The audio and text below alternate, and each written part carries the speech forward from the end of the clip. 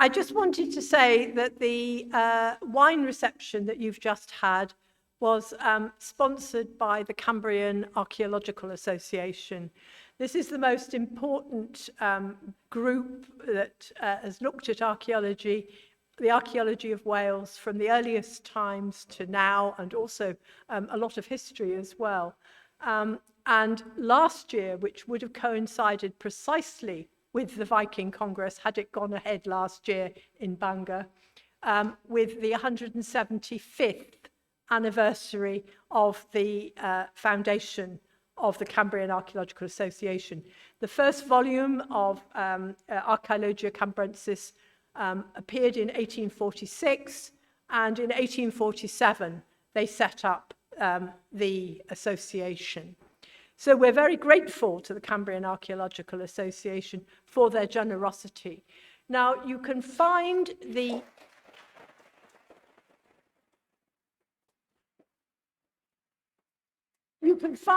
most volumes of the Archaeologia Cambrensis online.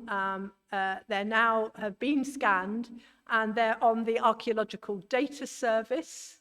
So up until about, it's a time lag of about 5 years before they're put on the Archaeological Data Service. But this scanning has only just been completed in time for the 175th anniversary. And there are quite a number of articles about the Vikings in Wales. So as an introduction, I'll now hand us over to David, who's going to introduce Margaret. Thank you, Nancy. I seem to be introducing a lot of things today, but the four organisers have taken it upon ourselves to introduce one each of the four public or evening special lectures at this Congress, and it fell to me to, I'm proud to say, introduce the first one. Welcome to the original university building of the University of Liverpool and the original lecture theatre, which is quite special and quite historic. And I've just been told that the seats that you're sitting on came from a surgical lecture theatre. So you can imagine what people were thinking when they were watching what was going on. There is something I need to draw your attention to if you haven't already done it. The field trip to Wales on Monday, which most of you are coming on, involves a choice in the afternoon. There is a divergence of route, and some of us in one coach at least will be going to one part of Anglesey, and some of us will be going to another part. Both are excellent and will be very rewarding, but it's explained in we have an online poll which we sent out to everybody by the Gmail. And I would like everybody, if possible, to specify which one they want to go to. That will enable us to sort things out more easily on the day and not have a confusing hubble of people not knowing which coach to get on. And the choices are to go to Penmon Point, which is at the head of the Menai Straits and is a very important historical location. And the other choice is, as you will find from Mark's lecture, to go to the archaeological site of Llanfairpwll, which I have spent a number of years excavating with Mark, under Mark's direction. I'm very proud to say I was a member of the field team that uncovered and has explored this fantastic Viking Age site in what was originally a completely unexpected discovery in the countryside of Anglesey, and has told us an enormous amount about the Irish Sea Viking world.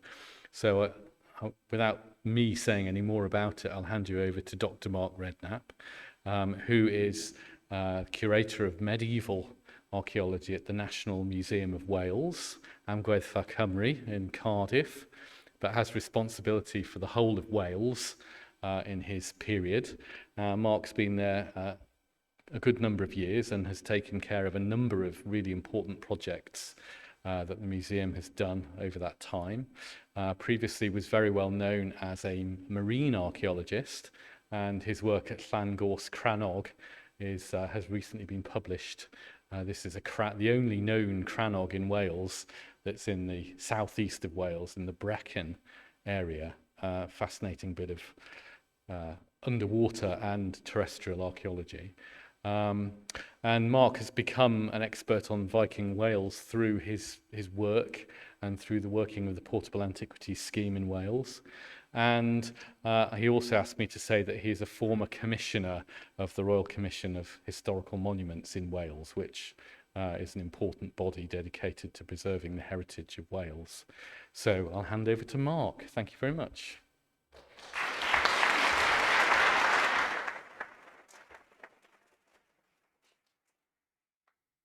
So, noswaith dda. Diolch yn fawr iawn, David. Good evening and thank you very much. It's a real privilege to be here tonight. And I'd like to thank the organising committee for the invitation to give this lecture and our museum host tonight in this wonderful venue. Well, it's tremendous, isn't it? It's fantastic that the programme is now including widening engagement through these public lectures and student placements and so on. This greater access to the period and the interests that we're passionate about is great. I think the closest the Viking Congress has come to Wales is probably Dublin in 1973 and Man in 1981. Both of these places, of course, being highly significant in terms of the impact they both had on Wales and its people at various points in time. I hope to provide a Welsh perspective on Vikings, places and contexts. After some background and a few case studies, I thought I'd focus on Anglesey for obvious reasons, with its contested political ties as part of the Kingdom of Gwynedd, and an obvious place to look for evidence for cultural interaction. Wales formed the southern shore of Mackinder's British Mediterranean. This goes back to 1902, of course, with important sites such as Mells, Whithorn, Lewsans, Dublin, the Anglo-Saxon burghs of Rhuddlan and Chester, all fringing its shores, more or less, and at its centre, Man. There are many new publications, and there's just a selection here, as well as the changing and contested narratives that are appearing in print, which are now informing the study of the period, and I'm very grateful that we have access to these now for the study in Wales.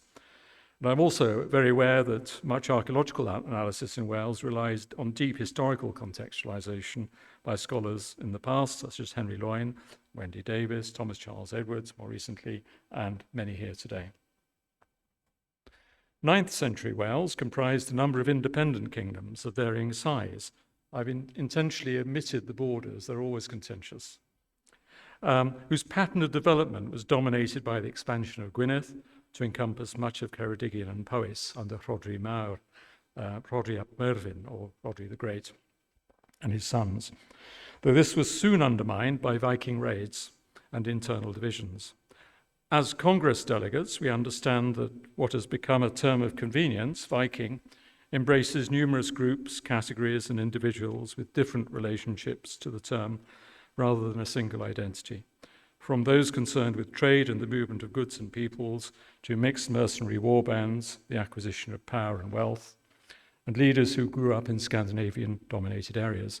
But we no longer think of the word Viking as an ethnonym, although some people outside our area probably do still. Key sources, such as the Welsh Annals, provide a patchy, terse, year-by-year summaries of key events, dynasties, deaths, military exploits, and lost territories. Self-contained headlines unrelated to other contemporary events that never got recorded, of course. In the early Welsh and Irish contemporary sources, all call the Vikings reaching Wales either Gentiles Nigri, Cenedloedd Dion, Dubginti, or Paganiaid, but never Vikings, which, as Alex Wolff recently reminded readers of History Today, was a job description. Contemporary writers were not always certain where raiders came from. Very often, bands of Vikings were made up of people from different regions, as we heard today. The archaeological evidence of Vikings in Wales has also been limited, confined to a handful of probable graves, some hoards, isolated finds, and motifs occurring on some sculpture. Linguistic impact is likewise limited, with small numbers of settlement names of uncertain date and a rather larger spread of named coastal features, which were navigational and of ambiguous significance given the continued existence of Welsh names for many of these features in the maritime landscape. Early antiquaries inevitably focused on the annals and the people they recorded, within the developing humanist interest in Genius Loci and the concerns of history, recorded events and prominent people. So David Powell's History of Cambria of 1584 included an account of Danish raids. His book was based on the translation of the Welsh Annals by Humphrey Llwyd, and Powell's work remained a key authority for the period until J.E. Lloyd's History of Wales, as Nancy mentioned, published in 1911.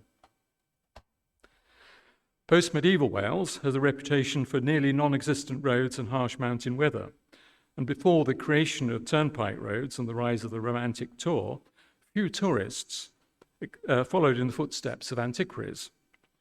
In the 17th century, a Welsh journey was a byword for a very uncomfortable trip. But I'm sure the Congress field trips are going to be a very different experience. Antiquaries who travelled saw Danes as the creators of earthworks across England, Scotland, and Wales, and the topographical writer Richard Fenton was no exception, associating many of the earthworks in Pembrokeshire headlands with Danish pirates. But I'd like to turn to some real places, and I'll start with caves as productive sites. Lessergarth Cave near Cardiff produced a local penannular brooch pin modified in the 9th century into a brooch pin, and human remains of 7 individuals, one of whom gave a radiocarbon date of 881 to a 998. Not a lot, but it's a start. Culverhole Cave on Gower, these are the red triangles, has produced a penannular brooch with ball terminals on the screen of Hiberno-Scandinavian type. And Minchinhole Cave, also on Gower, a small coin hoard deposited around 850, including deniers of Lothar I and Charles the Bold, a penny of Egbert of Wessex, and a single-sided composite bone comb of 10th century type. From about the time, possibly, of some of the early raids on Wales. But we've got no equivalent in Wales yet for the riches of Irish caves such as Dunmore in County Kilkenny or Clockermore in County Kerry. Used for short episodic periods or for seasonal occupation, functions might have included workshop activity, it certainly was happening in the Roman period, use of stores, shelter, hideaways and refuges, as on Anglesey in the 1080s, according to the life of Gruffydd ap Cynan with the Norman invasion. Places of penance and solitude, and places of burial. Further evidence, I'm sure, will come to light in due course. Some time ago, I came across a note by the late Lawrence Butler, noting an early drawing of a ringed pin from North Wales. After some discussion with colleagues in the National Library in Aberystwyth, the annotated watercolour was rediscovered, inserted into a copy of Thomas Pennant's Tours in Wales. He toured North Wales between about 1778 and 83. Pennant, together with Samuel Johnson, were the two of the most influential British travel writers in the 18th century, and illustrate the growing curiosity about history in our own backyard, in particular in areas considered Celtic fringe, in inverted commas. And Pennant certainly wished to be thought of as curious traveller rather than a topographer. It might be a description we'd all like to have ourselves. The particular set of volumes involved are unique because they were compiled for Pennant's own library in Downing in Flintshire. The annotation reads, "An instrument like a pin with a movable ring. It was found in a cave near Wigvair. It is of brass." A good illustration, I think, of the developing empirical tradition. The likelihood is that it came from one of the Kevin caves in the Elwy Valley south of Rhuddlan in North Wales, and it looks as if it might be 9th century from the drawing, similar to a pin we do have from Llanbedgoch. And its fine spot is of relevance to activity in the Rhuddlan and Chester Mells borderlands. Early medieval stone sculpture provides a few clues to acculturation. In volume 3 of the new corpus, Nancy has reassessed the 10th century cross known as Maena Chwyvan near Whitford in Flintshire, whose local context as a possible assembly site has been investigated through geophysics by David. This is a detail taken from a glass plate negative made in 1902 after a plaster cast had been made, commissioned by the precursor of the National Museum as part of its casting programme in the 1890s of pre-Norman inscribed stones and stone sculpture. The cast, free from lichen and other visual impairment, which is a problem with the original, reveals a figure holding a staff or spear in the right hand and a hafted axe in left, and perhaps a short sword suspended from the belt, surrounded by a serpent on the left and at his feet and by coils. It's taken to be a secular scene with Scandinavian origins, mirroring the appearance of heroic or mythological scenes on Viking Age sculpture in northern England and on Man. And of course, the monument features on Monday's excursion. As archaeologists, we analyse this empirical data and seek better understanding of individual and wider contexts, and the ultimate goal being a better understanding of something fundamental about the interaction and impact of people on each other in deep time, ultimately of relevance to ourselves. However, Wales has challenges for those searching for accessible evidence for interaction with the Viking world. If we take landing points, they leave little trace. But this mapping exercise by the Royal Commission of more recent historic anchorages and landing points on Anglesey has reconnected how the coastline worked in that part of northwest Wales. And we can apply the same sort of basic analysis to likely Viking Age landing places around the coast, such as Red Wharf Bay, which actually doesn't have a landing point marked here, but certainly had one. And you can see from those red dots how exposed Anglesey certainly was in historic times and would have been in the Viking period as well to people landing on the coast. However, very few early medieval settlements have been identified, let alone excavated, as partly the rarity of surface finds. Wales is largely aceramic, and portable antiquities seem to be quite rare. Many excavations have produced a crop of radiocarbon dates, mainly from burials, but few finds and few securely stratified examples of objects in context. And so consequently, the intellectual agenda for studying Welsh Viking interaction has been slower to advance than other parts of England, for example, by comparison. So is it possible to track raiding in Wales through silver hoards, for example? It's often thought that Wales was hardly affected by Viking activity, no equivalent to the Welsh the Viking controlled areas, the Kingdom of Dublin, or the Scandinavian Earls of Orkney. But this perspective not only depends on whether you're standing in Wales looking out or outside looking in, and it ignores the importance of localized contexts, particularly within small competing kingdoms. The first recorded raid on Wales was noted in the year 850-852, when pagans slew Cungan, following the first permanent settlements being established in Ireland and those first growing alliances between Vikings and insular kings. Anglesey became an early target, and it was ravaged by the Black Host 3 years later after these first raids. The arrival of black heathens in the 850s appears to have suffered a reverse in 856, when Rhodri Mawr, king of the Welsh, killed Horm, or Ormur, chief of the New Dubliners, or dark foreigners. The Irish annals note the flight of Rhodri to Ireland before black foreigners in 877, and this may have been a consequence of the Sunday battle on Anglesey, noted in the Welsh annals. This small hoard of largely Carolingian pennies, deposited or lost about 850 at Llanbedrgoch on Anglesey, is one of the earliest Viking Age silver hoards that we have from Wales. It contains 5 deniers of Charles the Bold, a denier Pepin II of Aquitaine, 2 deniers of Lewis the Pious, and a penny of Archbishop Wilfrid of Canterbury, but no hack silver. The Carolingian coins were minted in Mel and amplify the Western distribution of such coinage reaching Ireland and Wales directly, potentially, during the 9th century, being similar to hoards from Mullach Bowden in County Kildare and Minchin Hole that I've already mentioned.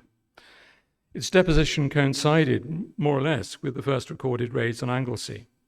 And while the circumstances behind the loss of what must have been possibly only a small purse remains elusive, it's hard not to imagine rapid flight inland away from some perceived threat and from the trading settlement only half a kilometre away.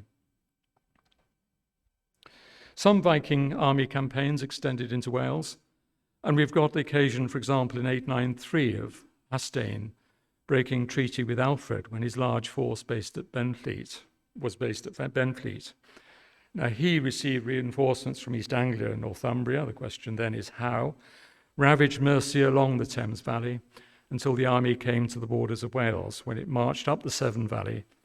And that summer, an English force assembled from Burghs in the west of England combined with the Welsh and besieged them from the rear at Buttington, where the West Bank may have been covered by the Welsh force under Mervyn of Powys. So the Viking force was starved, so they resorted to eating their horses, some eventually escaping back to Essex, only to march on Chester the following year, which it occupied. No finds have been reported so far that would indicate the location of a temporary camp, and it was lacking the longevity of the camps at Torksey and Aldwork or even Woodstown. The archaeological evidence is probably much slighter, but we might expect rapidly created defences across the loop of a river, and of course the meanders now are not those that we had then. And one hopes that in the future the PAS scheme and aerial survey will eventually produce clues to where this might have happened. And when we look at the Red Wharf Bay armlet hoard, thought to have been discovered between about 1887 and 94 in the Tandinus quarry on the south side of Red Wharf Bay, we have to rehearse the possible contexts for its deposit and the lack of knowledge of how it was found or of possible contemporary activity in the area, overlooked as it is as a site by the huge Dinsilwy hill fort, also known as Berth Arthur or Arthur's Table. This hoard was deposited within a decade of Ingeman's attempt to colonise Anglesey or settle on Anglesey following expulsion from Dublin in 902-3, only to be expelled from Anglesey after defeat in battle by Hrodrimar's son Cadell. It was Ingeman's activities that led to its deposition, for example? Was it buried by a Welshman, as suggested by George Boone? As pristine, unmodified ornaments, they can be viewed in social rather than economic terms alone, conferring status on donors and recipients. And who might they have been? John Sheehan has identified this hoard type as having a strong association in Ireland with ring forts, well outside the Hiberno-Scandinavian milieu in which they were made. And it'd be good to know more about the local context in Anglesey for this hoard, which has been compared with the Curdale and Huxley hoards of similar date. Another recent find that has come to light is this flattened tapering broadband armouring found actually in about 1990 near Oakenholt in Flintshire, overlooking the River Dee. It's very similar to the armourings found in the Huxley Hoard, which is only about 12 kilometres southeast of Chester and about 25 kilometres from Oakenholt. And Huxley has been generally dated to between 880 and 930.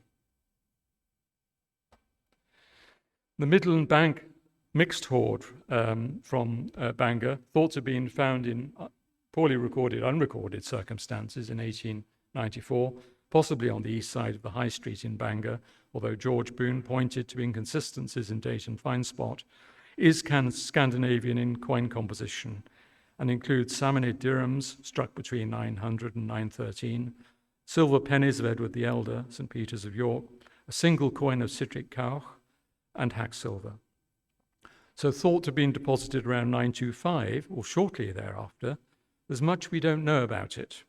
Although Boone saw no reason to think that the deposit was larger, we don't know how thorough the recovery was in the pre-metal detector age. Some of the coins are notably incomplete, as you can see in the slide. If concealed within the precinct boundary of the monastery founded by St. Daniel, was this near a boundary or within a burial ground? Who deposited the silver? The mixture of dirhams, Anglo-Saxon and Viking Kingdom of York coins and hack silver indicates that the collection had been in Viking hands, although the stamp types have no die links as far as we can tell with the surviving elements of the Creselli Horde. Had it been used in local exchange? Does it represent west to east movement of bullion rather than a north-south transit from man? Again, the local context, I think, is the key in the future to understanding this. Raids increase again after a lull from the mid-10th century, with renewed attacks on coastal lowlands and in particular monasteries like Caergubby here near Holyhead, in Holyhead, Penmon on our tour by Magnus Haraldsson in 971, and many sites by Guthrith Haraldsson, Morn in 972, Clean 978, Morn again in 980, St David's 982, and in 988 leading monastic centres in the south of Wales were attacked, such as Llanbadarn Fawr in West Wales and Llantwit Major and Llancarvan in South Wales, some on numerous occasions. It's interesting that many of these sites arose from whatever ashes were created to continue as places of worship in such attacks, which is saying something about the hit-and-run nature of contact at this period. And here we have an early engraving from the first volume of Archaeological Cambrensis that Nancy mentioned, published in in 1845. It represents a small hoard found in the senior vicar's garden within the boundary of the monastery at Bangor. Other coins were reported to have been found at the same spot, and this engraving shows two pre-reform pennies of Edgar from the hoard. But how many were dispersed in private hands at the time of discovery? Later Welsh kings in the 11th century were happy to employ Viking mercenaries in local dynastic wars during a period of alliances between the Kingdom of Gwynedd, and of course other kingdoms did the same, and Norse rulers of Dublin and Man. Insight into the close political involvement between Wales and Ireland in the late 11th and early 12th century benefits from the account given in the life of Welsh ruler Gruffydd ap Cynan, who was born of mixed Welsh, Ulsman, Irish ancestry and grew up in the Scandinavian community in Dublin. He is but one example of the larger-than-life characters that have dominated histories up to now. A pivotal battle, known as the Battle of Menai Strait, was fought near the Norman motte of Aberlleiniog, and its outcome, this was in 1098, and its outcome was recorded in several contemporary sources, including Welsh, Manx, Anglo-Saxon, Norwegian chronicles and poems. All provide slightly different perspectives on the combat and its aftermath, but all agree, except for the Welsh life of Gruffydd ap Cynan, of Magnus Barefoot's importance in the battle, his arrival by sea to support a Welsh force against an Anglo-Norman invading force commanded by Earls Hugh of Chester and Hugh of Shrewsbury. Magnus and his force appear to have joined the battle in his ships when it was already underway. This battle gives us an insight into the use of the sea as a supply route and how control of the seaways was critical to success, something that Welsh kings sought to achieve, as well as others, of course. Such then are some of the places with historic associations. For an understanding of the material culture and which of that material culture penetrated rural societies in Wales, the Portable Antiquities scheme is key. And you can see how low some of the numbers are in terms of what we're looking at here. Since its inception in Wales, over 62,000 artifacts have been reported within its borders of different periods. Since 1996, there have been 570 treasure cases in Wales, and of these, about 13% were early medieval. Very often, either coins or a mixture of Trewhiddle-style strap ends. They're fairly common. You can see a few here, mainly in the north-east area, but we've got one from Llanbadarn there. And on the bottom here, from Churchstoke, quite a rare double-hooked fastener. It's the first to be identified from Wales, but there aren't many known anyway. And the number of sites that have yielded above average quantities of coins and other finds are still very low. 9th and 10th century find clusters are rare and require careful interpretation. So here at Bolverton Community, near Llantwit Major, we have inside the yellow circle the find spots for an 8th century penannular brooch terminal, a 9th century penny of Athelstan I of East Anglia, and on lower ground to the east, coins of Ethelred II and Edward the Confessor. The later coins could easily have formed the contents of a conquest period purse or intermittent market activity close to a pre-Norman settlement. To the west, though, the red dot represents the position of a finger-shaped ingot found in 2010. This is astride a key route from the coast up to Llantwit Major, sacked by Vikings in 988, suggesting a bullion economy here at the very least at about that period, certainly in the late 9th and 10th century. And so the number of coins that have been added to the list since Edward Besley published his survey in 2006 is quite low. We've got pennies of Cynwulf of Mercia and Eadred, mid-10th century from northeast Wales. There's a slight rise in the circulation of Northumbrian stikers in the 9th century. While the distribution reflects the lowland focus of metal detecting, it's reasonable to suggest that it also reflects the concentrations of populations along the sea littoral in the early medieval period. So here we just see some of the locations of, in fact, it needs updating. The mixed coin and ingot hoard found at Llandurog in Gwynedd in 2015 was probably deposited around 1025 and will be discussed in a paper by Christine Bornholt-Collins, amongst other finds. Its coins are principally Hiberno-Scandinavian issues of Citric Anlafsson, struck in Dublin.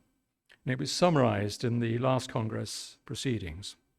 But I'd like to reiterate that it amplifies our knowledge of the influx of silver into the Kingdom of Gwynedd in the 11th century and its interconnectedness with Ireland and Man. The find spot itself is in a lowland position close to the coast. You can see the Llyn Mountains of Bulchmawr and Gyrngoch in the background there, and amplifies the distribution of Citric's coins and their extent within Gwynedd. Part of the Man Dublin network and mirroring perhaps Citric's ambitions beyond Leinster. And the recent non-numismatic find includes the silver ingot from Burton Community in the Milford Haven area. Of course, Meljufjord, an Old Norse name, quite important. And this is similar to another ingot from Trelawney and Gwaunusco community. Interestingly, there seem to be textile impressions on the base of the ingot, and there are purity nicks as well. And then we have the Creselli Horde, also found in the Milford Haven area, over a spate of, it's only 3 armouring fragments. They were found over a period of 5 years, so very sporadic finds, but continuing to look at a single site to see what it might produce. 3 flattened armourings, similar to Huxley's, the Huxley Horde material, suggesting the presence of Scandinavian merchants, perhaps, with that which seems to be indicated by 2 lead weights from the area as well. And if we look at the map, the big red diamonds show the locations of those finds all around this wonderful natural anchorage. According to the Welsh scholar Asa, in 878, a Viking force overwintered in Dyfed when they slaughtered a large number of Christians. And in 914, a Viking fleet from Brittany ravaged the coast of South Wales. Repulsed by the combined garrison forces of Hereford and Gloucester, they eventually fled to Flatholm or Steepholm, where they were blockaded and many died of hunger. From there, they continued to sail to Dyfed, and it might have been Milford Haven, and eventually to Ireland. Establishing context can be quite challenging, and I must say this is one of the most remote sites I've ever visited, following up the find spot of a remarkable late Viking sword guard, found completely by chance in one of the remote find spots off the Smalls here, to the west of Grasholm, another Scandinavian name, between the hazardous exposed tips of basalt formations, which are known as the Smalls today and have the site of 2 lighthouses there, with one still there. Seaward of the Scandinavian coastal names that you see here. So the sword guard itself is a remarkable piece of metalwork in early 12th century. A hollow casting in brass engraved with pairs of intertwined animals in fluid Hiberno-Urnese style. The beasts are enhanced with silver wire against a yellow background. In fact, the diver who found it, she said that she thought she was picking up a lobster because it was bright blue. And I think what happened is the yellow had just converted in color. And she thought she was grabbing something that she could eat. And of course, she couldn't. So we're really lucky to have it. Stylistically, it's a free rendering of what occurs in a disciplined manner on the Shrine of St. Lachlan's Arm and the Cross of Conques, which were both made between 1118 and 23. The style of the Lismore Crozier group has been proposed for a closer attribution and suggested a Southern Ireland or Munster workshop as a possible source, although it's also been suggested that the sword may have been the product of a workshop in a Hiberno-Scandinavian Dublin context. So just to give you a few underwater shots, we do go and inspect the sites ourselves when we can. And you can see one of the culprit there. There's another lobster hiding under an iron plate. So what was the sword doing 18 miles in the middle of the sea in a rather unusual position? So I was quite hopeful to find a Viking ship, of course. Unfortunately, the conditions didn't quite allow that. Bearing in mind the period of alliances between the factions in Wales and the Norse rulers of Dublin and Man, while the small Sagard loss can't be associated directly with a historically known event, we can illustrate it by way of example, and we have the alliance forged between Arnulf de Montgomery, Earl of Pembroke, who died in 1122, and the King of Munster, just providing one example of diplomatic voyages that took place, and the risks were also illustrated of such voyages in the Chronicle of the Princes, which records that in the year 1052, a fleet from Ireland foundered off the Haybarth, in other words, off southwest Wales. The high quality, the probable cost of the sword guard suggests a possible use to seal ties between factions as a diplomatic gesture or gift exchange. Bad weather, careless navigation, and the failure to make allowances for strong tidal race are common reasons for many more recent losses. And the expedition established that the sword guard lay beneath the broken hull of SS Rhuabon, wrecked on the Smalls in 1884. So wrecking's still going on. You've got a lighthouse there, and still ships are running into the Smalls. So a real problem. The importance of localized identity was demonstrated by our investigation with Cardiff University of the late 9th, early 10th century royal crannog on Llangors Lake, which David mentioned, in the kingdom of Brycheiniog, an inland kingdom, where close dendrochronological dating to the 890s allows the site to be identified as Brychenanmere, the location of an attack in 916 by the Mercian army of Ethelfled, in which the Welsh queen and others were taken prisoner as hostage, and the site was destroyed. So the implication of this attack was that Brycheiniog lay within the Mercian sphere of interest, and that it was a punitive expedition against an errant client kingdom. Its location, the construction of the crannog, the ruling dynasty's part Irish origin legend, and its material culture, a mixture of local and insular Irish styles, showed links at many levels between Brycheiniog and the Irish cultural zone in the 9th and early 10th centuries. The richly embroidered textile that you see in the bottom left appears to be one of the few known pieces of royal secular garment or dress from Europe, on balance of probability made in England, and it may have formed a diplomatic gift from the court of Wessex. And we know that southern Welsh kings were submitting themselves to Alfred at the time. In addition to political significance, the textile exudes wealth, status, and sovereignty, and its silk background with linen motifs correlated with the Welsh recipient's rank within elite hierarchy, its motifs reflecting spiritual and social values of the period. Notably absent from Llangors, though, is our ring pins, hack silver, coins, or Anglo-Saxon metalwork of a more general type. And clearly we have a different form of identity within this kingdom. and it contrasts with the site I'm going to focus on towards the end. And now we're coming towards the second half of the talk, which is at Llanbedgoch, which you can see on the map there, which came to light really as a result of the reporting of portable antiquities to the museum between 1989 and 93, before the Portable Antiquities Scheme was created. And these early finds included coins from the mid-9th century from the Carolingian Horde that I've mentioned, a rare Kingdom of Mercia penny of Cynethrydd Offa's wife, and some, critically, 3 lead weights, merchants' lead weights from within the enclosure. The first season in 94 used a combination of geophysics and trial trenching to define features, the most significant being the enclosure ditch, Site 2, on the plan. And what we wanted to do as an essential part of the research plan, particularly in view of the distance to the Silver Hoard, was look at satellite sites as well. Interestingly, by analogy with England, the site would only have been classified as a low activity area with potential on the basis of those early finds. The location is critical, so it's close to the sea, 15-minute walk down to the coast.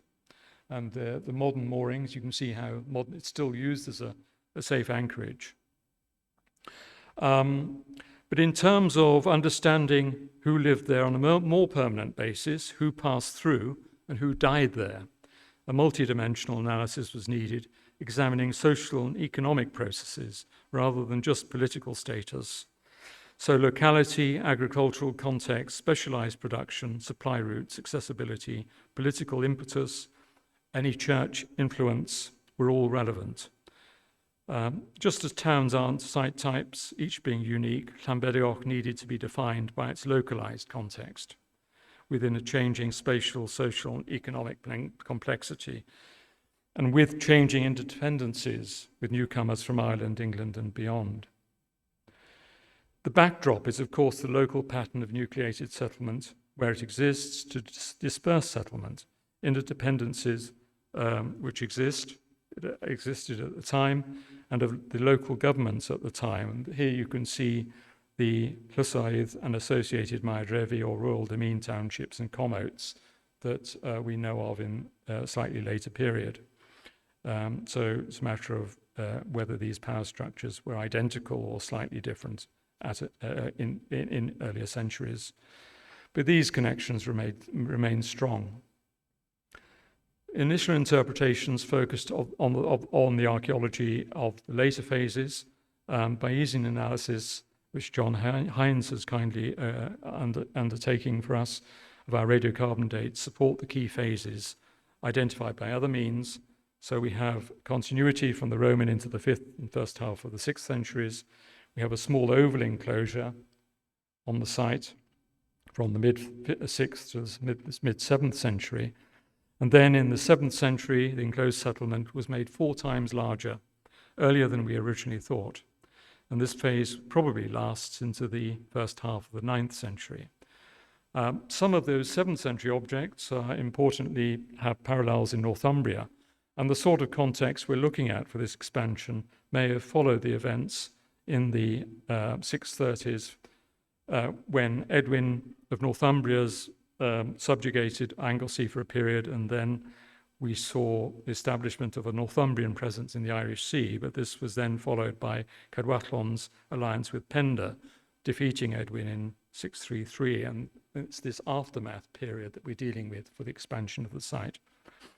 8th and 9th century dress accessories are predominantly insular and local, and I won't be showing many of those. And today we're concerned with the main next phase from the first half or mid-9th century onwards into the end of the 10th century or the beginning of the 11th century. So, I might just go back one, sorry. No, we'll stick with the rampart. So one of the first things a 10th century visitor would have seen was this substantial stone rampart. And I'm just comparing it with the 12th century enclosure around Llystrosir. In the interim reports, I stated that the stone rampart around the site appeared to be constructed by the mid-9th century. Subsequent excavations after that statement have now indicate that its construction followed was followed by multiple sequences of silting up and recutting before recutting is abandoned by the mid-10th century. So we have a much longer, more complicated sequence. And here are some sections across the western rampart and some of the ditches. Clues to the construction date are provided by a pre-rampart gully with a late 7th or to 9th century radiocarbon date, and another date of 7th to 8th century from a paleo soil beneath the rampart. In other words, the rampart may predate the first Viking raids and not be contemporary with them. And there's just another view of the rampart, there. It has a consistent thickness of around 2.2 meters. This method of construction is reminiscent of those on earlier sites, such as Pantasair nearby and in Lligwy, which is late Roman, and also reminiscent of massive stone enclosure walls surrounding Irish ecclesiastical and secular sites. So, for example, Inishmurray, Nendrum, and Illantownig, to name but a few. The building tradition seems to be quite a native one. There's no reason to think of this as being implanted on something very different. So here we're looking at building 1, looking north, with the 10th century floor, the hearth in the middle, ash immediately around the curbstones of the hearth, and the bare, slightly lighter area of raised natural seems to be the position for some sort of benching around, but there are no post holes directly associated with that benching, so perhaps they're just on sleeper beams and so on. And buildings 5 and 6 also had sill beam stone constructions, dry stone walling, just very narrow walls, so insufficient for a dry stone wall complete up to the roof level. So these would support horizontal beams for timber superstructures and possibly daub infill with wattle and daub. And looking at the plan of building 1 here, you can see some of the main features. The southern hearth is set to the bottom of the hearth. You can see that the yellow is limestone paving slabs, where they've infilled between the grey, which is natural bedrock, which they've gone down to. The floor is a sunken floor, and the sill beams are the sort of turquoise-coloured stones that are left. Ploughing has removed an awful lot from the site, so we're actually just scraping the evidence that we've got here. We're lucky that this survived because it had a sunken floor. So this is a slightly revised plan showing the general position of the site. So we see the oval enclosure at the top, which is the first phase. The second expansion, possibly in the 7th century, is its largest. And then the rampart, actually, the stone rampart, when it's built, seems to imply a slight contraction. What we don't know is whether it had a ditch on the outside or not. So a few unknowns there. This is the spring pool. The early medieval pool is at the top. I used the marker around like that. This is the spring pool. It's been half sectioned, but that is its size. It's more or less subrectangular. So this is infill, which we haven't taken out. This is a 16th century well chamber with a spring area here. We're on the spring line anyway. And here you see a 10th century road surface with neat curb and paving on the inside and metaling on the other side. So we're looking for yard surfaces and some planning within the settlement itself.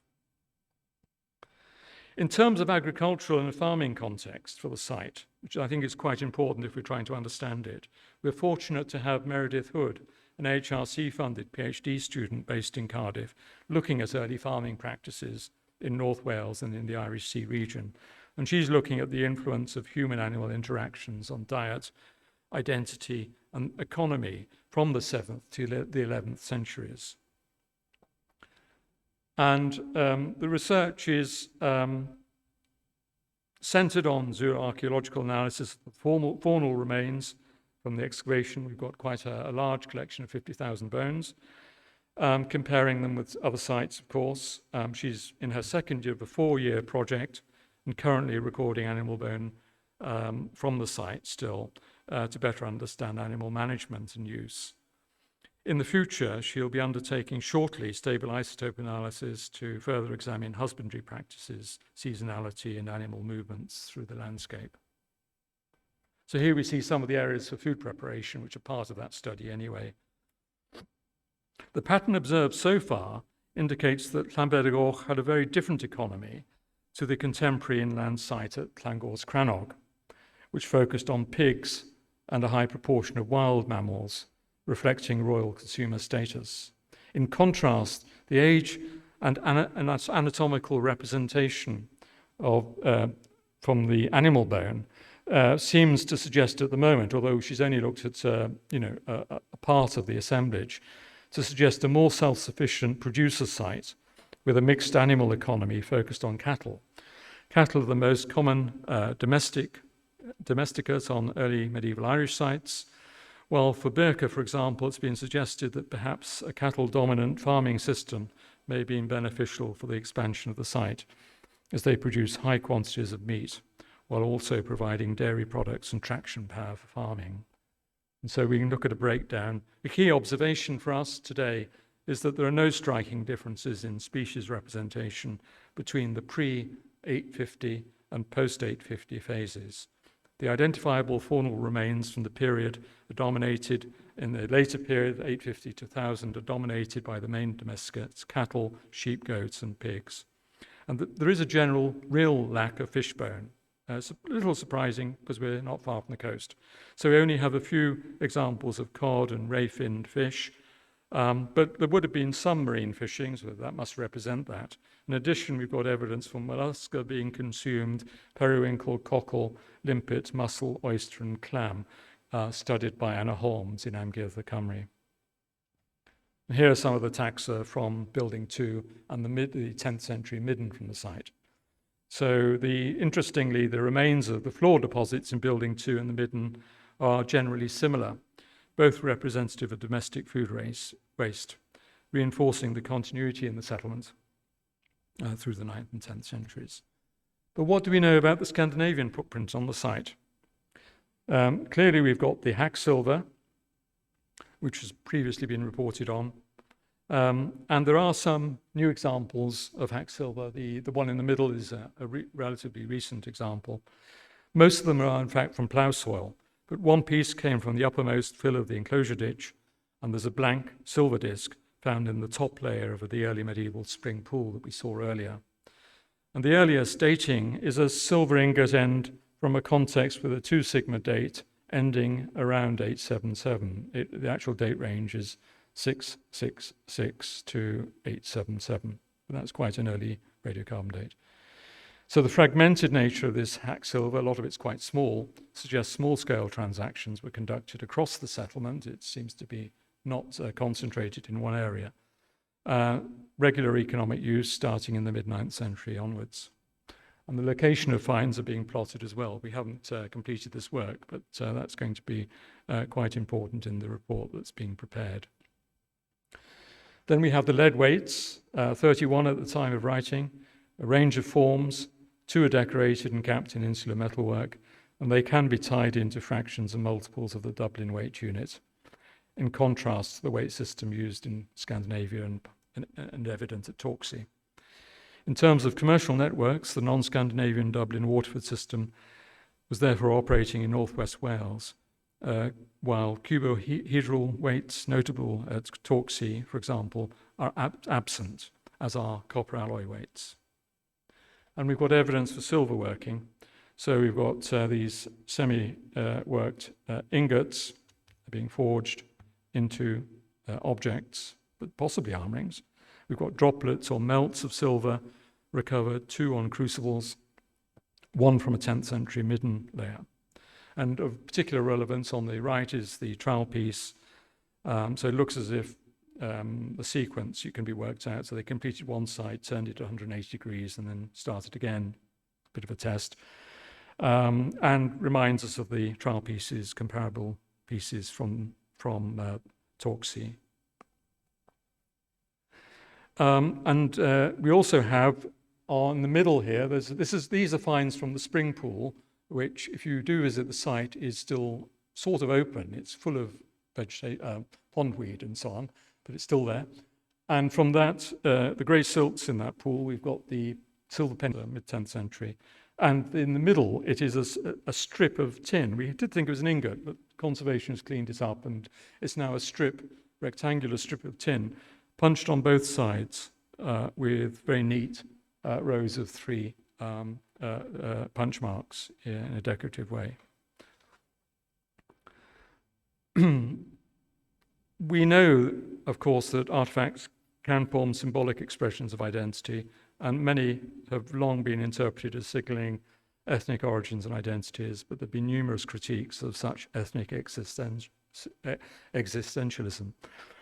While the assumption has been that certain kinds of artifacts with geographical origins and reference a form of Scandinavian identity, in many respects, within a framework of the study of social groupings, the concept of localized identities is more helpful in some respects. We've got one boss from an oval brooch. Unfortunately, it's from plough soil, but it seems to be a first half of the 10th century example. We've got these ring pins, polyhedral types, and you see the distribution there. And our first Welsh find of a Thor's hammer.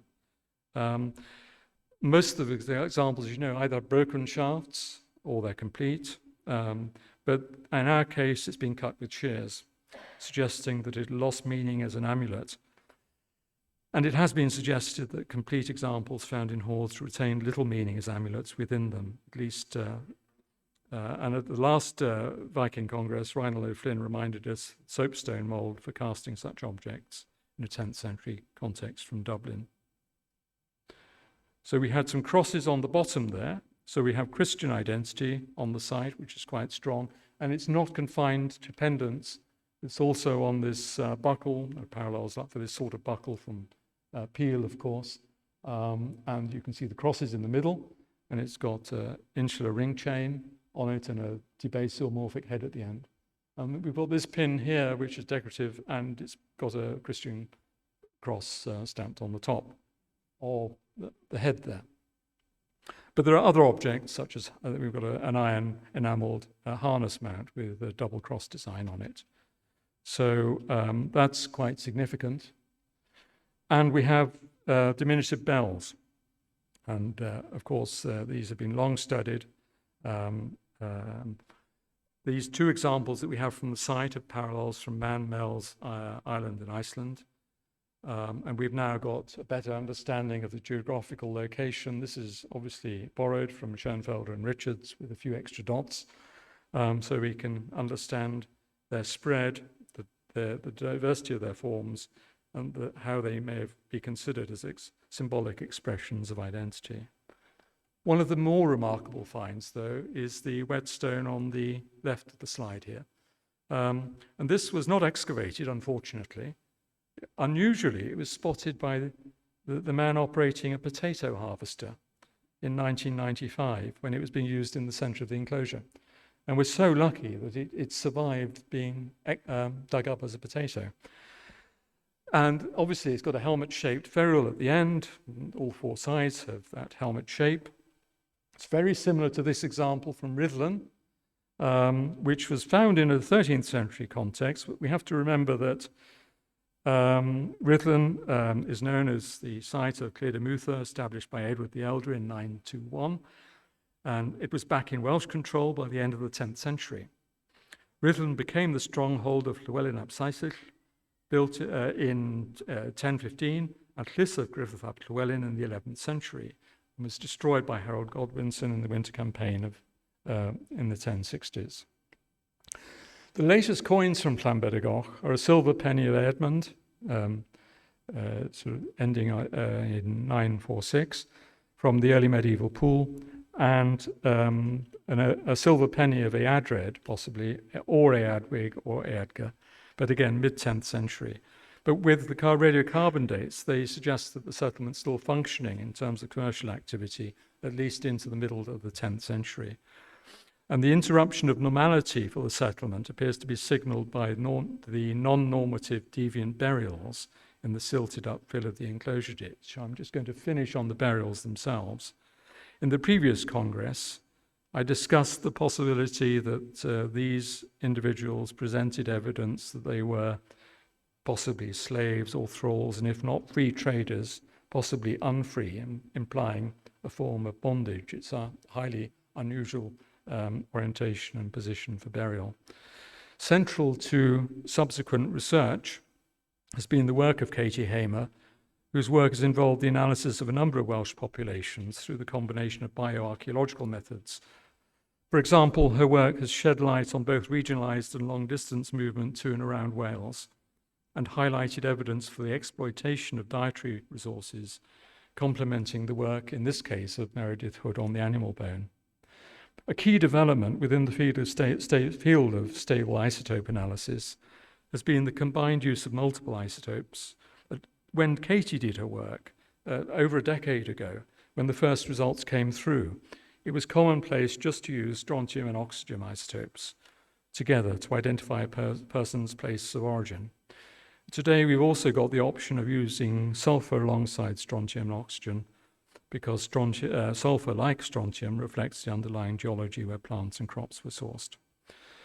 Online databases and isotope biosphere maps, such as those available from the British Geological Survey, are now far more refined than we first published our first results from the analysis, meaning that we've now got a greater number of resources available for reinterpreting the data, which will go into the final report. And her conclusions have changed since the interims that we produced. The results of the analysis encapsulate in many ways how in these recent years we've come to think of Wales during the early medieval period. Having a population that was mobile and people who are interconnected on a local, regional, and international scale. In fact, the results are quite diverse, reflecting individuals who came from different geologies and climates. Only one individual had a profile that we might consider consistent with part of northwest Wales, including Anglesey, this child here, who is 9.5 to 14 years of age when at the time of death. This is new because we did think that none of them could have grown up on Anglesey. 3 individuals, burials 1, 5, and 7, do not have isotopic profiles consistent with northwest Wales or Anglesey. Rather, we've now got to consider elsewhere in mainland Britain. Both burials 1, an adolescent aged 14 to 16, and burial 7, a young adult male, are values that we find in both northwest of England, particularly the area around the Lake District, and much of western Scotland, namely the regions of Argyll and Inverness. Unfortunately, similarities between the geological and climate profiles of these regions make it difficult to be more precise. Burial 5, on the other hand, an adult male, 33 to 45 years old, his values fall within the range for much of central England and the east coast of Scotland. The remaining 2 burials, burials 2 and 3, were notably distinctive in comparison to the others.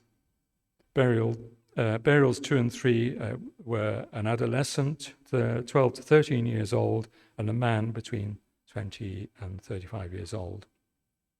They've got almost identical strontium, oxygen, and sulfur values, and when combined to the British Geological Survey's online database, it's apparent that the combination of these values is not consistent with the British Isles.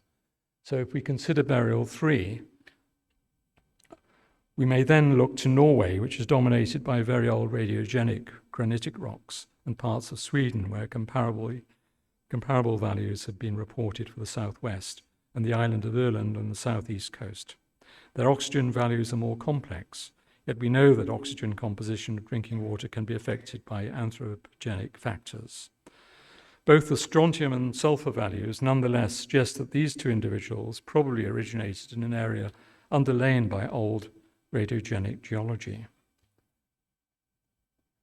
If we accept that the 2 came from Scandinavia, then it's perhaps of further significance that burial 3, a young man, appears to have had his wrists tied behind his back.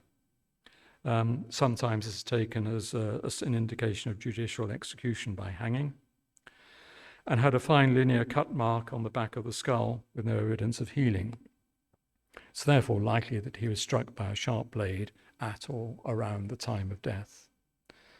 At Llanbedrgoch, then, we're seeing a complete mix of people who are perhaps moved to the area either as adolescents or later in adulthood. Certainly there is potential connection to Scandinavia, however, with some of them. And it's not the only long-distance connection that we have. We've got to recognise that people came from all over the place, made their way to the site at some point in their lives. So this is just a detail of the stratigraphy for the burials. In fact, and a general view of the site and the cluster that we have outside the rampart. So to conclude, further evidence of Anglesey's place in the wider Irish Sea network and beyond comes from a bit of another analysis from Tuamino Capel on the northwest coast of Anglesey by Ashley Matchett, who's looked at that cemetery population and evidence for possible migrants. And he, certainly within that research, 2 individuals had high strontium values, higher than we'd expect for the British Isles. And this suggested in the research that it pointed towards southern Norway and Greenland, in fact. And there was another burial of interest whose strontium value was consistent with young volcanic rocks in North Atlantic Europe, and was actually pointing to Iceland. So there is new evidence coming from Wales, which sort of complements what we're learning from Llanbedrog. Anglesey, like man, sits at the nexus of other interests in the known world, and it did in the past. Its location made it an ideal hub for trade with Ireland, Man, and northwest England, with access to local, regional, and long-distance trade routes, enabling it to be a direct participant and beneficiary of trade around the Irish Sea. Movement of people has been a historic constant, making the evidence base more complex. Human interactions were clearly mixed and changeable. The tensions between native and incomers existed at times appears to be demonstrated both by the rampart, which reflected native traditions for settlements where military defence wasn't a priority, but social and economic defence were. And the cluster of non-normative burials that we've just looked at outside the rampart, after its insubstantial ditches had completely silted up and the rampart may have started to fall apart, give us further clues. Given the increased raiding on Anglesey, for example, in the 960s and 970s, it's hard to escape the conclusion that its vulnerability and location, without clear view of the maritime horizon, contributed to its decline, which perhaps heralded the emergence of Llanfaes as the new prime market for the Kingdom of Gwynedd. I hope then that I've illustrated that framing of identities in the Viking period in Wales in terms of constructing localized and fluid identities is really important. And in fact, what we haven't really discussed is the process of cultural entanglement in a disorganized way and how that might have contributed to things happening as well. But Llanbedrog certainly is allowing us to contextualize in detail material evidence within the 9th century, within the settlement, which is normally found in a very isolated manner without context. So context is everything. Thank you for listening. I'd like to just say a really big thank you to all the volunteers and team members on the project, but also to the Tebbuts who own the land, but also in terms of what I've talked about elsewhere, the Portable Antiquities Scheme, its staff and its finder communities, the Welsh Archaeological Trusts and all the work they've done to illuminate the period. And of course, our museum colleagues and Amgueddfa the Cymru. So in view of any further credits, I'll just end up with some few nice pictures, taking us back to a period of the excavation, which you won't have had a chance to visit when it was happening, but you may recognize a few faces on the screen there. Only a few of these to run through. Roger Tebbers on the left there, who I hope will be able to meet us on Monday. The local school got involved, so we asked them to show us how big the site was. This was almost doing a Mortimer Wheeler and getting to amplify the size of things. Flooding was a problem in the lower parts of the site, close to the spring line. Peter in the middle, and sadly passed away fairly recently. And the other metal detector is on the right here, Archie. Those are the two people who really discovered the site for the people of Wales. So thank you very much for listening.